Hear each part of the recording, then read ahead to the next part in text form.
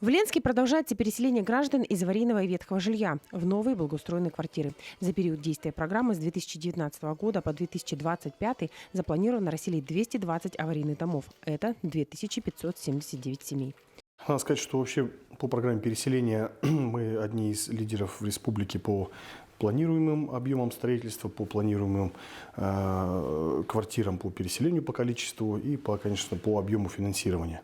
В лидерах по республике город Алдан и город Ленск. В плановом порядке программа реализуется. В прошлом году было построено, в этом году мы заселяем, продолжаем заселять 3 дома. Это 360 квартир у нас сдали подрядчики.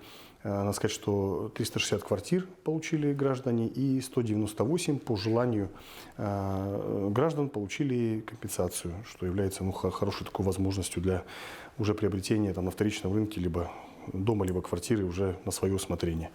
В плане у нас в этом году тоже сдать 2 дома, это 204 квартиры, это за пищепромом.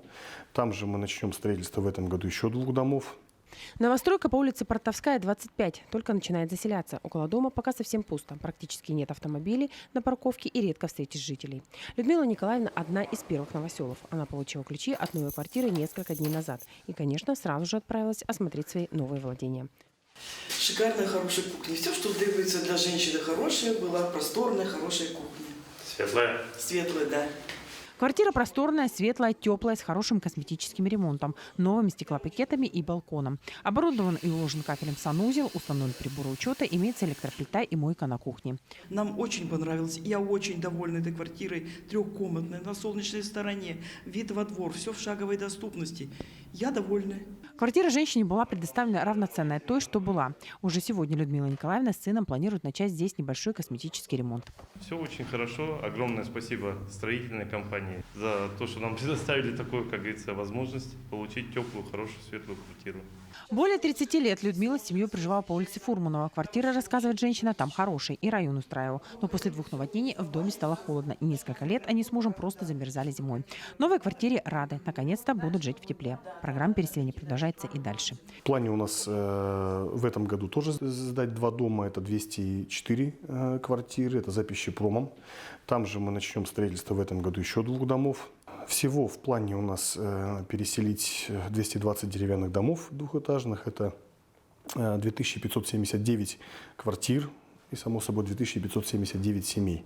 В плановом порядке программа реализуется. В прошлом году было построено, в этом году мы заселяем, продолжаем заселять 3 дома. Это 360 квартир у нас сдали подрядчики.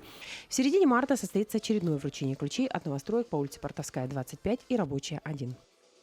Сегодня в городской администрации ведется большая работа по освобождению участков в центре города, так как первоочередная задача, строя новое жилье, не уходить на окраины города. В рамках этого этапа мы планируем застроить непосредственно центральную часть города. Это улица Чапаева, Орджоникидзе, Дзержинского, между Пролетарской, между улицей Якутской. И сейчас мы эти участки освобождаем. Приходится, конечно, нам менять планы для того, чтобы эти участки освободить.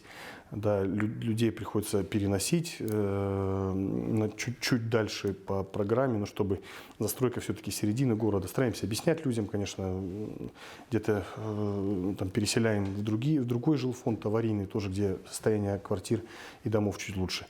Стараемся объяснять, но тем не менее, вот это, считаю, правильная позиция, застраивать центр города, не уходить пока в микрорайоны, потому что потом переселив оттуда людей, эти пустые участки, они будут в середине города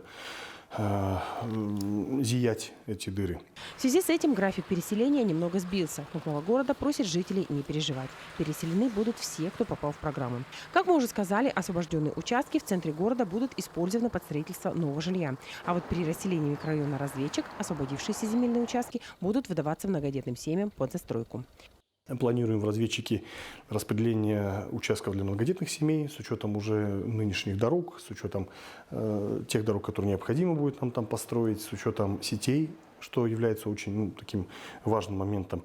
И предварительно, сейчас все кадастровые работы мы проведем, я думаю, в этом году, и предварительно количество участков, которые мы сможем выделить для многодетных семей, это порядка 120. Тут же мы разговаривали с депутатами района, с руководством района, говорили, что мы планируем выйти на район в части того, что, учитывая, что там есть школа и детский сад, для этого, конечно, там темп застройки должен быть высокий, чтобы сохранить эти два учреждения, сохранить рабочие места, само собой. И планируем выйти при выделении уже участков, перед выделением участков на руководство района, чтобы район предусмотрел какие-либо субсидии на приобретение пиломатериала для строительства дома. Этим самым мы и ускорим застройку, само собой, если программа будет устанавливать сроки. И тем самым, конечно же, максимально быстрее его заселим, этот микрорайон, чтобы учреждения два этих сохранить. Микрорайон Мухтуи, где также планируется снести несколько аварийных домов, частично будет отдан для строительства частного сектора многодетным семьям. На оставшейся территории планируется возведение малоэтажного жилья по программе переселения. В этом году у нас еще в плане начать строительство на теплом стане двух еще домов. Вот сейчас решается вопрос, буквально вот в течение часа будет рассматриваться вопрос по все-таки выделению с района, либо не выделению денег, хотя депутаты проголосовали, я надеюсь, что этот вопрос до логического завершения дойдет, выделение денег на благоустройство этого микрорайона. Также в плане у нас и подъездная дорога, проведение обследования по 5 проблемным домам, чтобы провести работы по решению вопроса теплового режима. Эти микрорайоны, знаете, тоже был построен в рамках программы переселения. До сегодняшнего дня на территории Ленска работало 2 застройщика. Это ЗАО «Три семерки» и Республиканское ипотечное агентство. Но застройщик с республики в ближайшее время работу свою планирует приостановить. Республиканское ипотечное агентство в связи с проблемами с материалами вот, сейчас свою работу, скорее всего, приостановит. Но мы сейчас с ними в диалоге, чтобы тот объем работы передать застройщику нашему, само собой, который он сможет выполнить. Но, в принципе, по предварительным подсчетам, если там в квадратных метрах говорить, нам необходимо будет построить без учета домов за пищепромом, 4 домов, без учета домов на теплом стане, нам надо будет построить порядка 20 с небольшим тысяч квадратных метров. В принципе, застройщик наш ЗАО «Три семерки» этот объем сможет выполнить.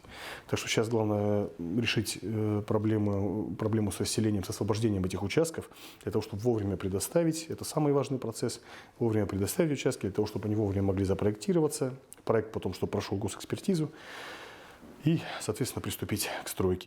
К концу этого года будут сданы 2 дома за промышленной территорией пищепром.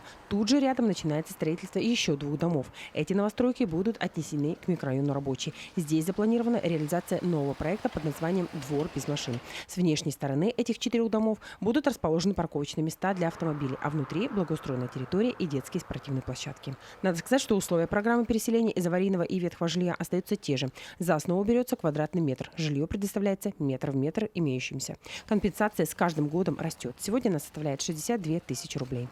Пользуясь случаем, хотел бы тоже обратиться к жителям, к участникам программы.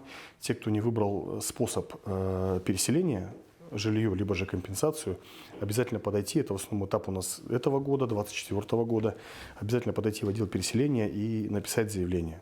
Определиться со способом. Есть у нас обращения, когда люди даже на этапе осмотра квартиры переходят на компенсацию.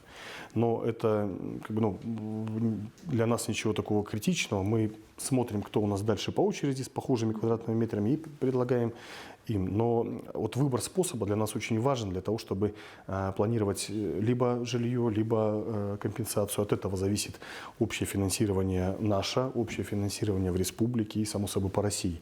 По итогам прошлого года большинство ленчан выбрали новые квартиры. Компенсацию получили 198 человек. Приобретение квартир на вторичном рынке тоже остается одним из вариантов переселения.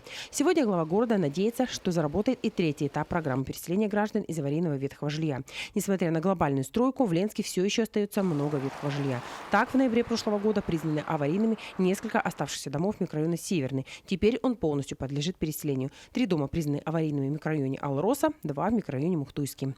Помимо строительства жилья для переселения граждан из аварийного и ветхого жилищного фонда, ведутся стройки социальных объектов, здравоохранения и отрасли сельского хозяйства, как в городе, так и в наследках района. В селе Южная Нюя Ленского района открылась новая врачебная амбулатория. Построена она в рамках программы модернизации первичного звена здравоохранения Республики Саха-Якутия в 2021-2025 годах. Строительство новой врачебной амбулатории жители поселения ждали давно. Прежнее здание больницы уже много лет находилось в аварийном состоянии. Осуществлять врачебную деятельность в полном объеме было в нем невозможно. Но теперь с появлением новой амбулатории у жителей 3 сел Туркта, Нюя и Натура появится возможность получать медицинскую помощь в современных условиях. Такой крупный объект, ну скажем, да, на территории Ленского района, наверное, у нас за последние годы вот это будет первая ласточка.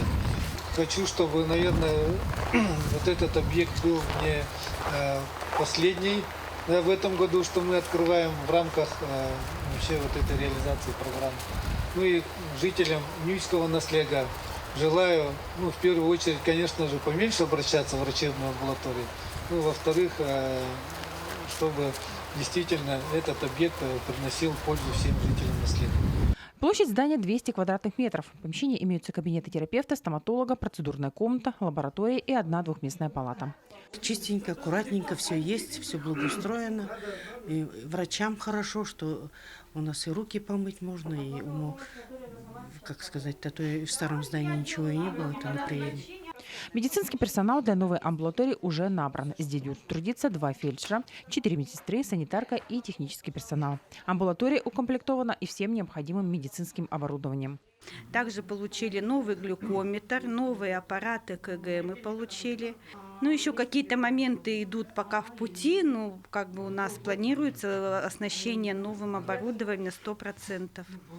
Сельчане, конечно, довольны появлением новой амбулатории, но пожелания у них все же остаются. Люди-то мечтали и думали, что такое же, как старое у нас здание старое, допустим, было 300 квадратных метров, и там был ночной стационар, имеется в виду круглосуточного пребывания, а сейчас у нас только дневного пребывания.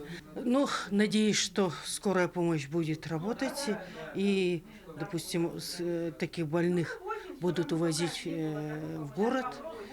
Сразу сказали, что и вторую скорую помощь нам дадут.